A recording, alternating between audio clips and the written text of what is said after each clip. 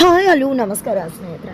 ಇಲ್ಲಿ ದತ್ತಾಬಾಯಿ ದೃಷ್ಟಿಯ ಬಗ್ಗೆ ನಿಜವಾಗ್ಲೂ ಕೂಡ ಸಾಫ್ಟ್ ಆಗ್ತಿದ್ದಾರೆ, ಆದರೆ ಅದು ಯಾವುದೇ ಕಾರಣಕ್ಕೂ ನಡಿಬಾರ್ದು ಅನ್ನೋದು ಶರು ಪ್ಲಾನ್. ಅದೇ ಕಾರಣಕ್ಕೋಸ್ಕರ ಇಲ್ಲಿ ದೃಷ್ಟಿಯ ಬಗ್ಗೆ ಒಂದು ಒಳ್ಳೆಯ ಭಾವನೆ ಇನ್ನೇನೋ ಮೂಡ್ತಿದೆ ಅಂತ ಅನ್ಕೊಳ್ಳುವಷ್ಟರಲ್ಲಿ ಶರು ಬಂದಿದ್ದೆ ದತ್ತನ ಮನದಲ್ಲಿ ಇರ್ತಕ್ಕಂಥ ಆ ಒಂದು ದೃಷ್ಟಿಯ ಬಗೆಗಿನ ಭಾವನೆನೇ ಅಳಿಸಾಕೋಕೆ ಮುಂದಾಗ್ತಿದ್ದಾರೆ. ಆಗಿರ್ತಕ್ಕಂಥ ಗಾಯವನ್ನು ಮತ್ತೆ ಮತ್ತೆ ಕೆದಕಿ ಆಗಿರೋ ಗಾಯ ವಾಸಿ ಆಗದೆ ಇರೋ ರೀತಿ ಮಾಡ್ತಿದ್ದಾಳೆ. ಸೇಡನ್ನು ತೀರಿಸ್ಕೋಬೇಕು ಅಂತ ಹೇಳಿ ದೃಷ್ಟಿಯ ಮೇಲೆ ಸೇಡಿನ ಭಾವವನ್ನು ತುಂಬ್ತಿದ್ದಾಳೆ. ಇಷ್ಟೊತ್ತು ಕೂಡ ಅನಿಸಿತ್ತು ದೃಷ್ಟಿ ನಿಜವಾಗ್ಲೂ ಕಪಟಿ ಅಲ್ಲ, ಆಕೆ ಏನೋ ಒಂದು ಮಾಡಿದಾಳೆ, ಆದರೆ ಇದರಿಂದ ದೊಡ್ಡ ರೀಸನ್ ಇರಬಹುದು, ಅವಳು ನನ್ನನ್ನು ಅಷ್ಟು ಪ್ರೀತಿ ಮಾಡ್ತಾಳೆ ಅಂತ ಅನ್ನಿಸ್ತದೆ ಅಂತ ಇಲ್ಲಿ ದತ್ತಾಬಾಯಿಗೆ ದೃಷ್ಟಿ ಬಗ್ಗೆ ಸಾಫ್ಟ್ ಕಾರ್ನರ್ ಬರ್ತಿರುತ್ತೆ.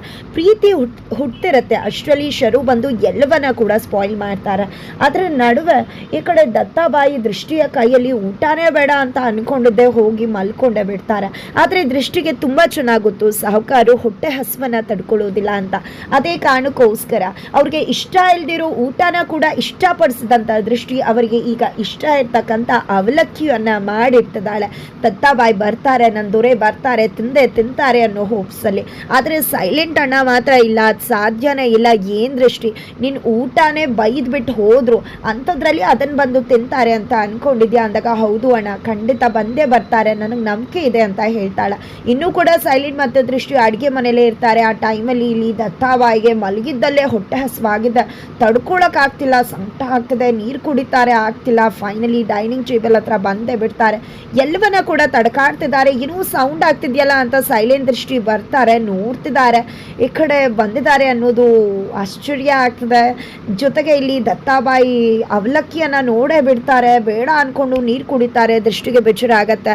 ತದನಂತರ ತಡ್ಕೊಳಕ್ಕೆ ಆಗೋದಿಲ್ಲ, ಕುತ್ಕೊಂಡಿದ್ದೆ ತಟ್ಟೆಗೆ ಅವಲಕ್ಕಿ ಹಾಕೊಂಡಿದ್ದೆ ತಿನ್ನೋಕೆ ಶುರು ಮಾಡೇ ಬಿಡ್ತಾರೆ.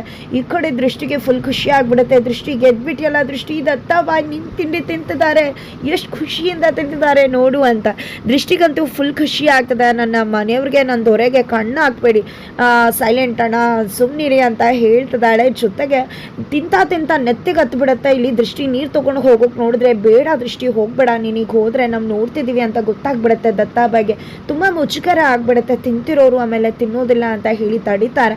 ನಂತರ ದತ್ತಾಬಾಯಿಯ ನೀರು ಕೊಡುತ್ತಾರೆ, ಹೊಟ್ಟೆ ತುಂಬ ಅವಲಕ್ಕಿಯನ್ನು ತಿಂತಾರೆ. ಅಲ್ಲೇ ಬಜರಂಗಿ ಆಲ್ರೆಡಿ ಬಂದದ್ದಾಗಿದೆ. ಬಜರಂಗಿ ದತ್ತನ ನೋಡ್ತಿದ್ದಾರೆ, ದತ್ತ ಕೂಡ ಬಜರಂಗಿನ ನೋಡ್ತಿದ್ದಾರೆ. ನಂತರ ನೋಡು ದತ್ತು, ಹೊಟ್ಟೆ ಹಸುವನ್ನ ಯಾರೂ ಕೂಡ ತಡ್ಕೊಳಕ್ಕೆ ಆಗೋದಿಲ್ಲ ದತ್ತ, ಅದಕ್ಕೆ ಹೇಳೋದು ಹೊಟ್ಟೆ ತುಂಬ ಊಟ ಮಾಡಬೇಕು, ಹೊಟ್ಟೆ ಮೇಲೆ ಕೋಪ ಮಾಡ್ಕೋಬಾರ್ದು ಅಂತ ಹೇಳಿ ಬಜರಂಗಿ ದತ್ತಾಬಾಯಿಗೆ ಹೇಳ್ತಾರೆ. ಇಲ್ಲಿ ದತ್ತಾಬಾಯಿ ಮನಪೂರ್ತಿ ದೃಷ್ಟಿ ಮಾಡಿದಂಥ ಆ ಒಂದು ಪ್ರೀತಿ ತುಂಬಿದ ಅಡುಗೆಯನ್ನು ತಿಂದಿದ್ದೆ ಇಲ್ಲಿ ದೃಷ್ಟಿಗೆ ಖುಷಿ ಆಗ್ಬಿಡತ್ತೆ. ಆದರೆ ಅಲ್ಲಿ ಶರುಗೆ ಈ ಒಂದು ವಿಷಯ ಗೊತ್ತಾದರೆ ಖಂಡಿತವಾಗ್ಲೂ ಕೂಡ ಹೊಟ್ಟೆಲೆ ಬೆಂಕಿ ಹತ್ಕೊಂಡು ಹುರಿಯೋದಂತೂ ಗ್ಯಾರಂಟಿ. ಏನಪ್ಪ ಇದು, ನಾನು ದೃಷ್ಟಿಯನ್ನು ದತ್ತನಿಂದ ದೂರ ಮಾಡಬೇಕು ಅನ್ಕೋತಿದ್ರೆ ಇಲ್ಲಿ ದತ್ತಂಗೆ ದೃಷ್ಟಿ ಮೇಲೆ ಕೋಪ ಕಡಿಮೆ ಆಗ್ತಿದೆಯಲ್ಲ, ಈ ಒಂದು ನೋವೇ ಅವನ ಇಡೀ ಪೂರ್ತಿ ಜೀವನನೇ ಕಾಡುತ್ತೆ ಅನ್ಕೊಂಡ್ರೆ ಈ ರೀತಿ ದೃಷ್ಟಿಯ ಪ್ರೀತಿ ಅವನನ್ನು ಬದಲಾಯಿಸ್ತಿದ್ಯಾ ಅನ್ಕೊಂಡಿದ್ದೆ. ಮತ್ತೊಂದು ಪ್ಲಾನ್ ಮಾಡೋಕೆ ಶರು ಸಿದ್ಧವಾಗ್ತಿದ್ದಾರೆ.